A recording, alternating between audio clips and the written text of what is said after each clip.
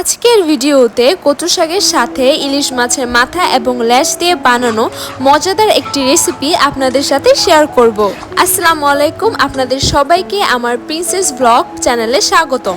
যারা আমার মতো কচু শাক খেতে ভীষণ পছন্দ করেন তাদেরই জন্য আজকের এই রেসিপিটা। ঝামেলা ছাড়া অল্প উপকরণ দিয়ে খুব দ্রুত এই কচু শাক কিন্তু আপনারাও বাসায় বানিয়ে ফেলতে পারেন এই পদ্ধতিগুলো অবলম্বন করলে।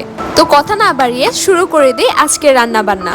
প্রথমেই কচু শাকের উপর যে আঁশ রয়েছে সেটাকে ফেলে দিচ্ছি এবং এগুলোকে মিডিয়াম সাইজে গোল গোল করে কেটে নিচ্ছি। শুধু কচু শাক রান্না করে খেতে আমার কাছে একদমই ভালো লাগে না। কচু শাকের স্বাদ দ্বিগুণ বেড়ে যায় যখন এটার সাথে অ্যাড করা হয় ইলিশ মাছ। এখানে আমি ইলিশ মাছের কিছু অংশ এভাবে কেটে নিয়েছি, তবে অবশ্যই চেষ্টা করবেন ইলিশ মাছের মাথাটা নিতে।